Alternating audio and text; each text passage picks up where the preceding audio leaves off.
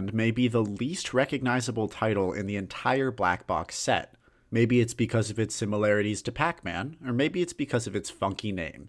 Let's figure out what all the fuss is about and dive into Clu Clu Land. Up until this point, Nintendo's games have remained generally generic, at least in terms of the American black box releases. All the games in the Sports and Light Gun series have been more or less commonly recognized activities reconfigured into video games to appeal to as broad an audience as possible. The robot games and Wrecking Crew have been the most experimental thus far, but they're relatively tame compared to what Nintendo is known for nowadays. That's right, before the modern Nintendo that we know and love, famous for bringing new ideas and gimmicks to the table while avoiding competition from Sony and Microsoft, Nintendo took a much more milquetoast approach to gaming. After all, before Nintendo's breakout hit of Donkey Kong, they were really only known for making about 1,000 Space Invaders clones, which resulted in them having to repurpose their last failure into the famous platformer. While copying the concepts of other titles certainly wasn't successful for the company, it was what many video game producers of the time resorted to.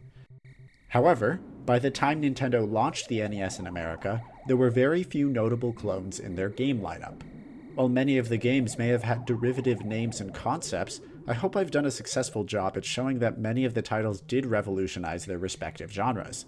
And thus we arrive at Clu Clu Land, Nintendo's second attempt at a Pac-Man clone, yet wonderfully original by its own accord. You may be thinking, what do you mean second attempt at a Pac-Man clone? What even is a Pac-Man clone? Which is a perfectly reasonable thought to have. As we've well established, every successful video game title has its fair share of knockoffs.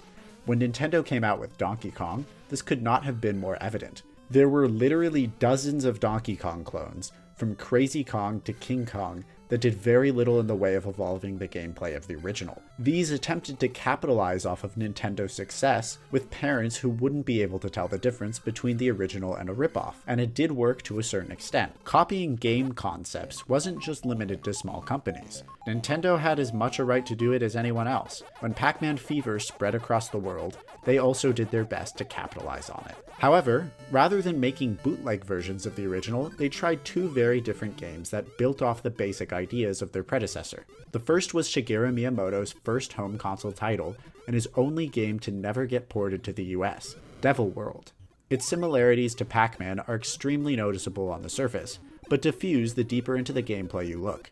The player is put in a maze filled with dots and crosses. The devil himself commands his minions to move the perspective of the maze up and down, while the player looks for crosses in order to eat all of the dots scattered around. The game is about planning and spatial awareness, as if the player gets caught between the wall and the minions, they die, meaning they must come up with outs for every situation. This differs slightly from the original Pac-Man formula, where each ghost has a specific AI. Instead, the devil moves randomly, forcing the player to stay on their toes at all times, although the RNG aspect does get quite frustrating. It's no wonder this game didn't see a release in the US market. Nintendo was trying to remain as morally neutral as possible. Any allusion to religion could breed controversy, which is the last thing they needed when entering an already wary market. So, instead of bringing Devil World over, they brought the next best thing, Clu Clu Land. The development of Clu Clu Land and Devil World were hypothesized by Jeremy Parish to have been concurrent but without collaboration, which I wholeheartedly agree with. At the surface, Miyamoto's quick and quirky style, oftentimes containing storytelling within gameplay, is present in Devil World, but is nowhere to be found in Clu Clu Land. Although credits are not present in any NES black box games, at least on the surface, digging deeper found that it is likely that entirely different departments within Nintendo worked on each title. Both of them may have been Pac-Man remixes, but neither were knockoffs by any stretch of the imagination. Clu Clu Land worked off of Pac-Man's spatial control mechanic in an entirely unique manner. The story was more advanced than Pac-Man in the sense that one did exist. The main character, Bubbles, had to find the hidden gold bars present throughout each stage that the evil sea urchins had hidden. This was actually highlighted in the description on the back of the box, meaning that this narrative element was seen as a selling point of some sort. Unfortunately, the extent of her personality is seen in the end level screen where she does a little dance, and that's about it. The controls are quite tricky to master. Bubbles will continuously move in a direction and can only change by grabbing onto turn posts, allowing her to swing around and let go when facing the right way, or by hitting the wall, in which case she makes a 180-degree spin. Throughout each stage, sea urchins move around and take a life from bubbles if she is hit, although she can fire an electric shock that stuns them, allowing her to kill them by running them into the wall. There are secret rubber traps, as the manual calls them, within stages that also slingshot bubbles in the opposite direction, as well as black holes that suck her down into the abyss if she's not grabbing onto a post. There are hidden treasures, including fruits and bonus sacks, that award the player more points, as well as the rarely appearing bonus flags that earn an extra life. The gold bars and rubber traps are not at all randomly placed throughout. Each color level has one of 4 possible patterns that typically draw out something, like a house or a butterfly when completed. These were all listed in the manual for easy access, but upon replaying stages, players would almost certainly be able to identify the pattern present and plan out their path more efficiently. There is only one game mode, but the variety of levels and layouts helps it stay fresh upon subsequent plays.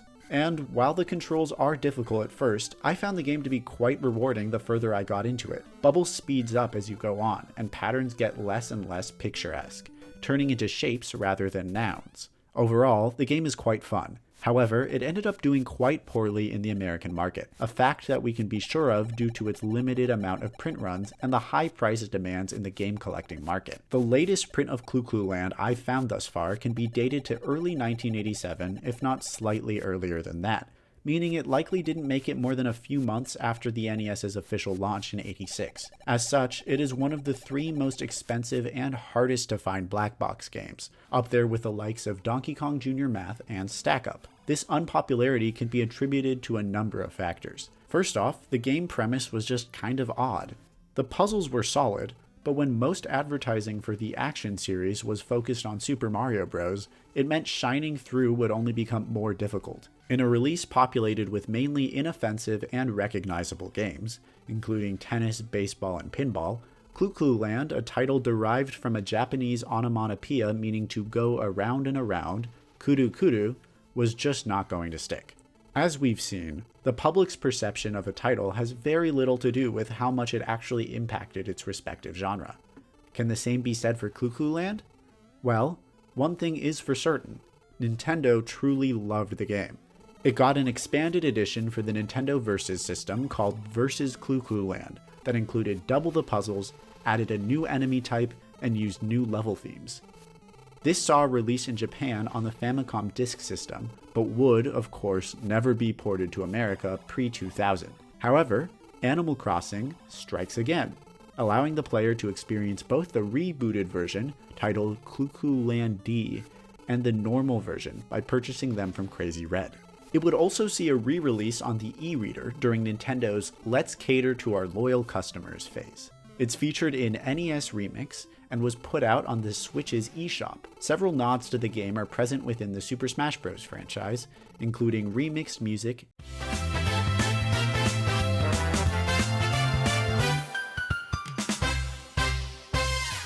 and the bonus flag appearing as an item. The Legend of Zelda, a game that came out 2 years after Clu Clu Land, reused several sprite arts within the game, most notably the ingots as rupees, the currency of all Zelda games to follow. A couple of enemies within the original Zelda, including Octoroks and Digdogger, both recurring enemies in the franchise, look quite similar to the urchins in Clu Clu Land.